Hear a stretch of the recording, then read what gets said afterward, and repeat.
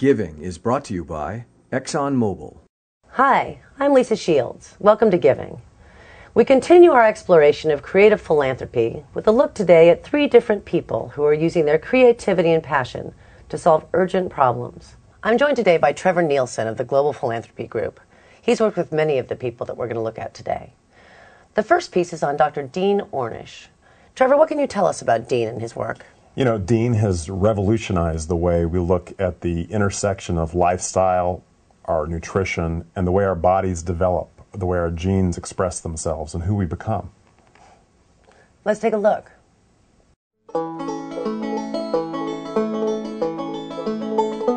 I'm Dean Ornish. I'm an internist by training.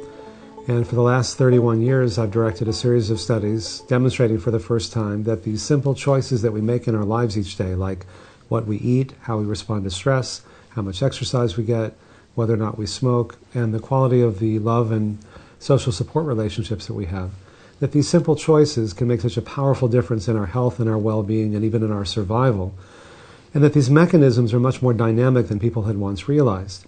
You know, we often think it has to be a new drug or a new laser or something really high-tech and expensive to be powerful. And what we've been able to do in our studies is to use the very latest in high-tech, state-of-the-art medical technologies to prove how powerful these very simple and low-tech and low-cost interventions can be.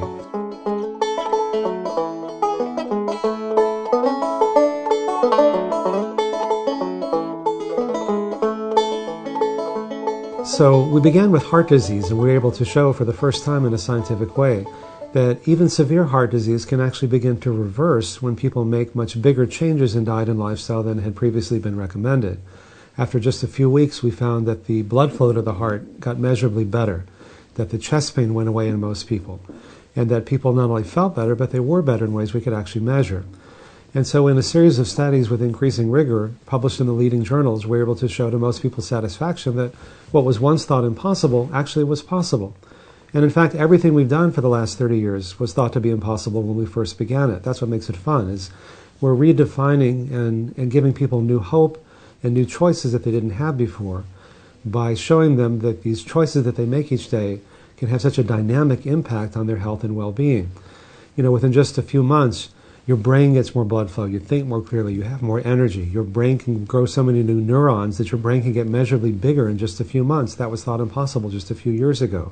Your skin gets more blood, so you don't age as quickly. Your heart gets more blood flow, you can reverse heart disease. Even your sexual organs get more blood flow in the same way that Viagra works.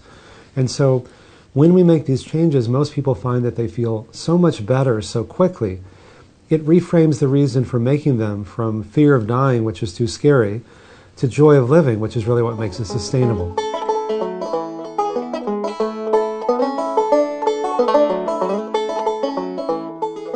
And our newest studies are showing that even on a genetic level, that when you change your lifestyle, it actually changes your genes.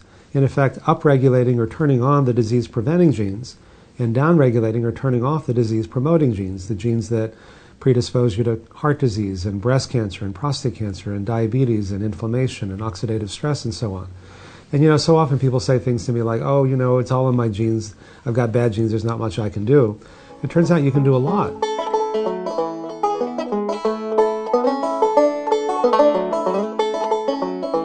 Before I became a doctor, I was a photographer. That was my passion, and in many ways it still is. When I was 12, I worked as an apprentice for the leading portrait photographer in Dallas, and after doing that for a couple of years, he sold me a lot of his equipment, and I opened my own portrait studio from the age of 14 and learned how to make people look better than they are by manipulating lighting and retouching and posing and so on. But I also got interested in the other end of that spectrum, which is I began studying in college with a well-known photographer named Gary Winogrand, amazing guy who would just go out with a little Leica and would just try to show things as they are, not to manipulate them. And he'd put a picture up on the wall and say, what do you see? And people would say, well, I see this, this. Well, how do you know someone doesn't have a gun right outside the frame pointing at someone? Or how do you know? And get us to challenge our assumptions. And I began to realize that great art is about being able to see the world through new eyes and then be able to bring other people into that vision. Great science is the same way. Disruptive technologies are that way as opposed to incremental change. And so my task has always been to try to see through new eyes, to not get stuck in a particular way of looking at the world.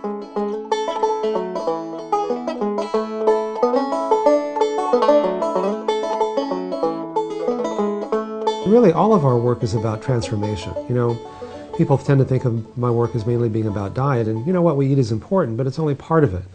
It's really about helping people use the experience of suffering as a doorway or as a catalyst for transforming their lives. I can't tell you how many patients have said to me things like, you know, Dean, having a heart attack was the best thing that ever happened to me. And you go, what, are you crazy? They said, no, that's what it took to get my attention to begin making these changes that have made such a powerful difference in my life. And I may not have ever done them before that. Well, one of the reasons we're doing this interview today is, to me, awareness is always the first step in healing. And if we can help people become more aware of how powerful these simple choices that we make in our lives each day are, then we don't have to wait for a heart attack to begin making them. We can connect the dots between what we do and how we feel, and what we do and how we look. And then we can come from a place of abundance rather than a place of fear.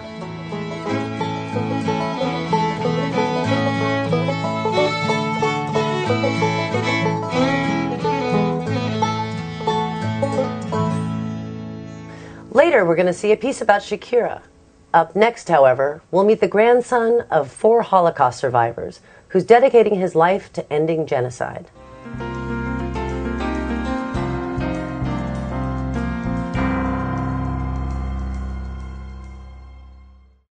Giving is brought to you by ExxonMobil.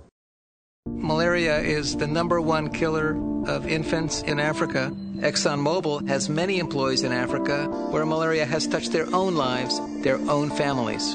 We're a part of a pioneering venture to get bed nets hung in every dwelling and medicines to babies and young children, which should save hundreds of thousands of lives. This is not going to be solved by single doctors, governments, or global agencies. It's going to be solved by all of us working together.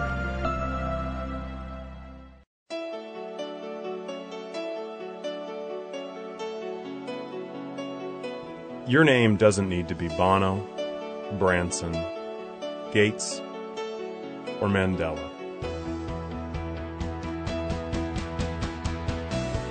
It doesn't matter what issue you're most passionate about. You can decide today to change the world. Global Philanthropy Group, advising the world's leading philanthropists.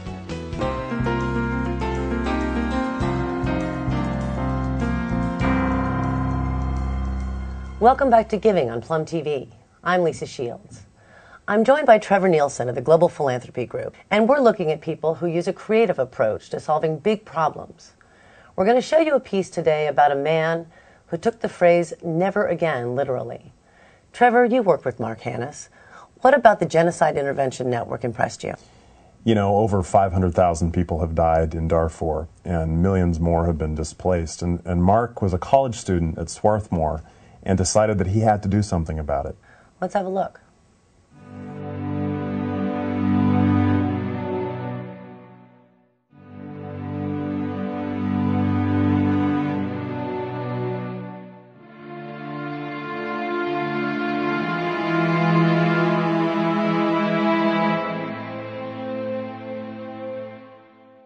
My name is Mark Hanis, and I'm the founder and executive director of the Genocide Intervention Network. I'm passionate about stopping genocide because 4 of my grandparents are Holocaust survivors. I grew up in Ecuador for 18 years, belonged to the one synagogue in the country, and heard from the elders, many of whom had the numbers tattooed on their arms, of 2 critical lessons. 1, never forget what happened during the Holocaust, where the world stood by as 6 million Jews and 5 million others were systematically exterminated. And 2, and is equally important, never let it happen again. Doesn't matter if you're Jewish, Scottish, Ecuadorian, never allow people to be targeted for who they are. So I grew up hearing about this, and so when I came to the United States and heard about Darfur, I refused to be a bystander.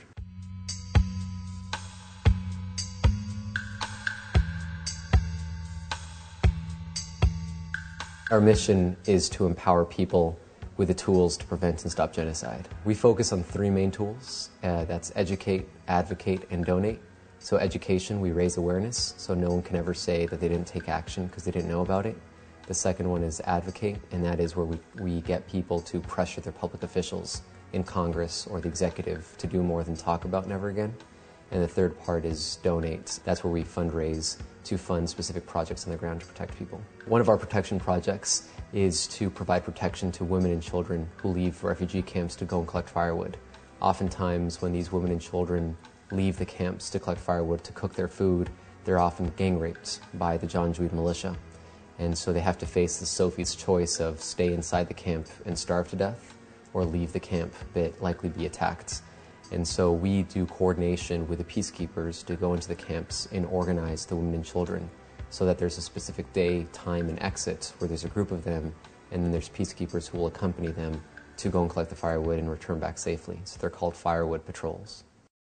So how are the meetings going with the Congressman for us to get the meeting? It's going well. It's going well. We're still working. I was in my college cafeteria my senior year with some friends, and we were reading the New York Times, and we read an article about Darfur and how the United States government, first time ever in history, has declared a crisis of genocide. And this had a huge impact on me because of my background, but also hearing about Hotel Rwanda, watching it and seeing how there was a myth that if Americans learn about genocide that they'll take action, which is totally not true. So my classmates and I were committed to finding ways that average citizens like us, average students in the United States, could help stop the first genocide of the 21st century. So once we started learning about how the real issue was political will, that's when we started focusing on that and how to protect people.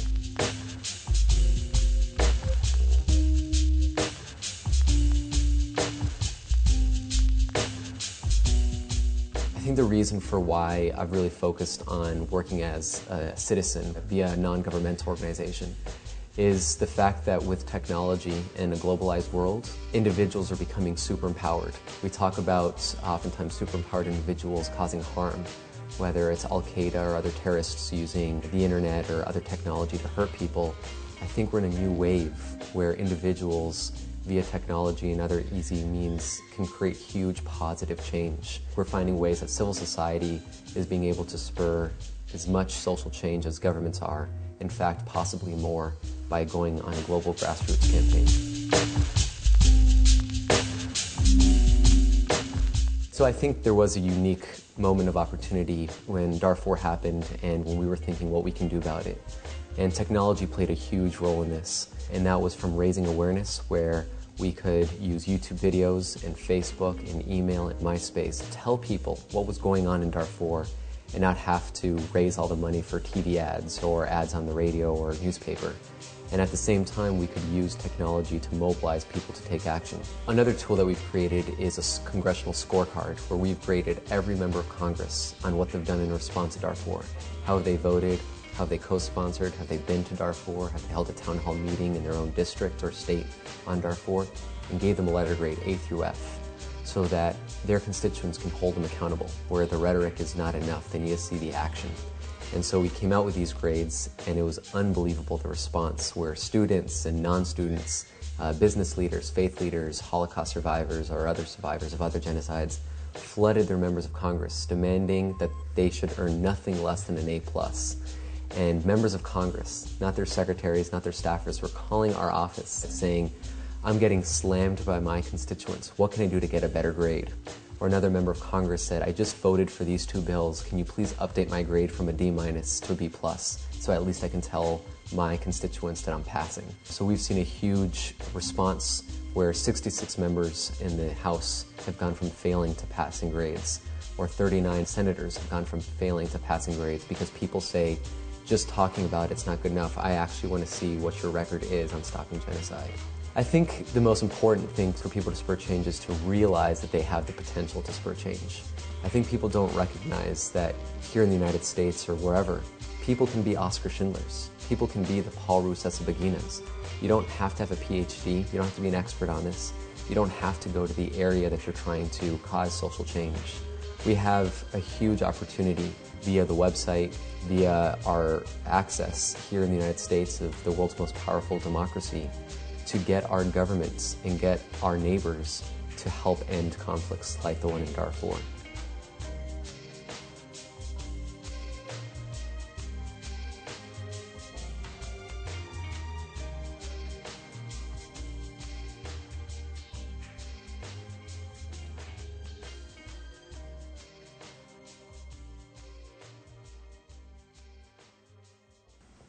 When we come back, we'll see how Shakira is using education to fight childhood poverty.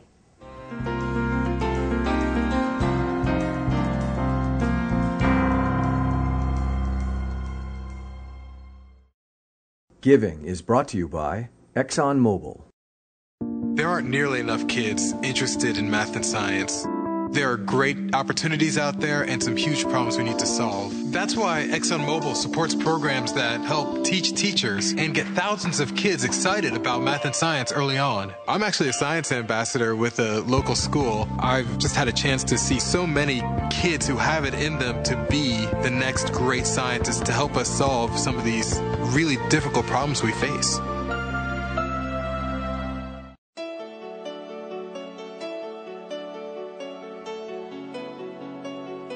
Your name doesn't need to be Bono, Branson, Gates, or Mandela. It doesn't matter what issue you're most passionate about. You can decide today to change the world.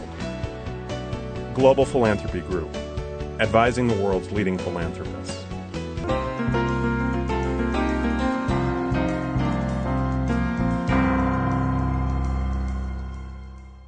Giving is brought to you by ExxonMobil. Welcome back to Giving on Plum TV. I'm Lisa Shields. On this show, we look at creative philanthropy. And I'm joined today by Trevor Neilson of the Global Philanthropy Group. Trevor, Shakira is taking on childhood poverty. It's no easy task. Tell us what's unique about her approach.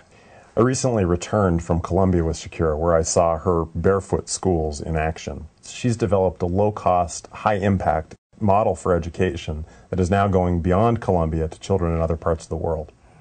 Let's have a look.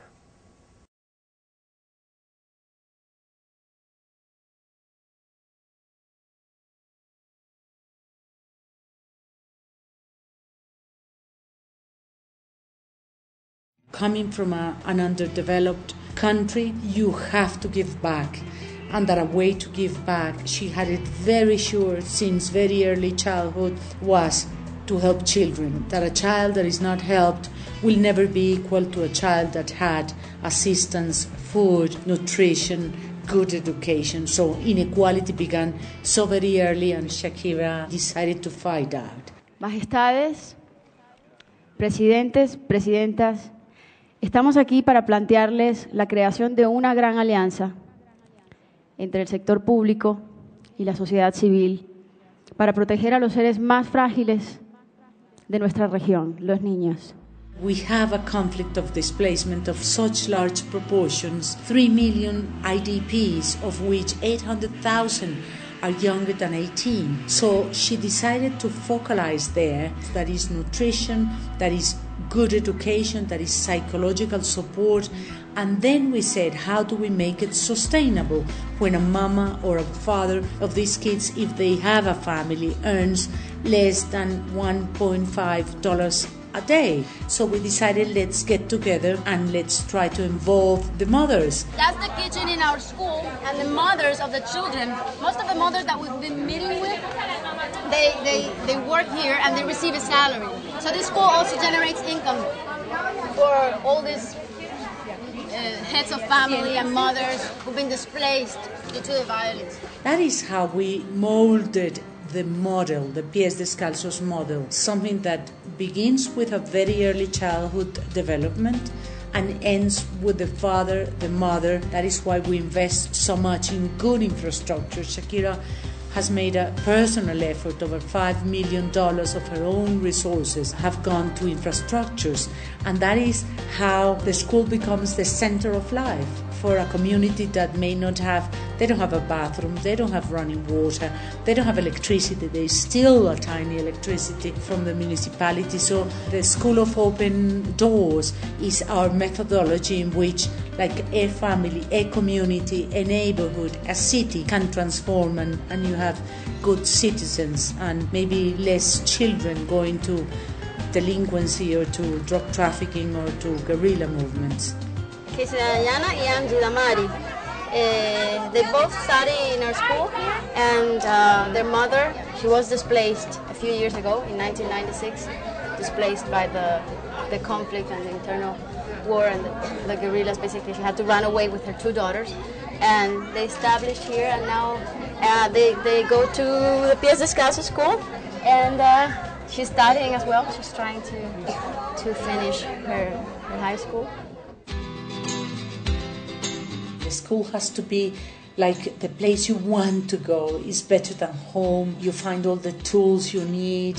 You can play, you can go to the library, you can use the tools of information or digital information. And that has helped us improve the quality according to the public state standards to a very high level. Indeed, that has given us already 28 of our students are high degree and have been able to enter the best universities in Colombia.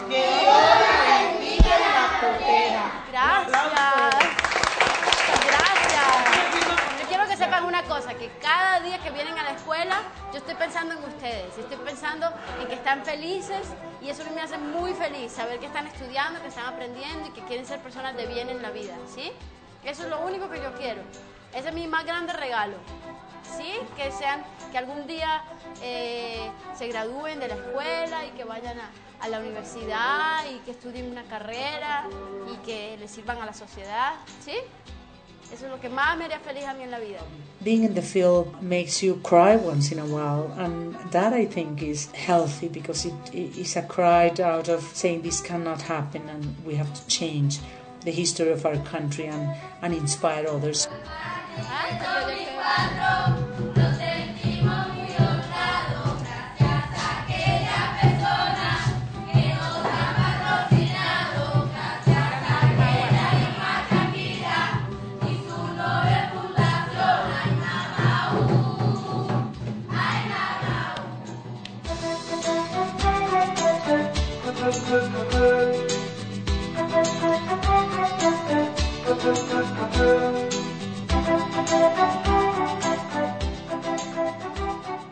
You know, Lisa, Shakira's work is so amazing, and what I think that she's realized is that something that previously people thought could not be done can be done. And with that premise, she's taking this approach to education all around the world. Well, Trevor, we've just seen pieces about 3 different people who could have simply written a check to an organization. Yeah. And is there a common thread that you're seeing in this kind of philanthropy?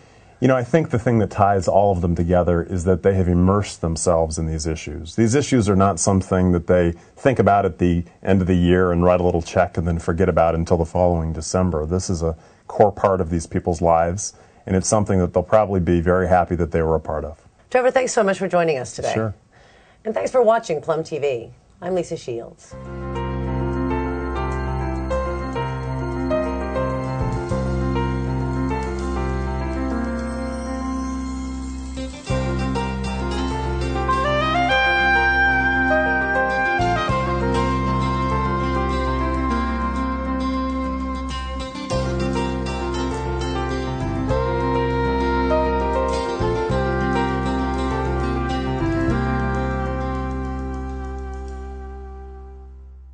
Giving is brought to you by ExxonMobil.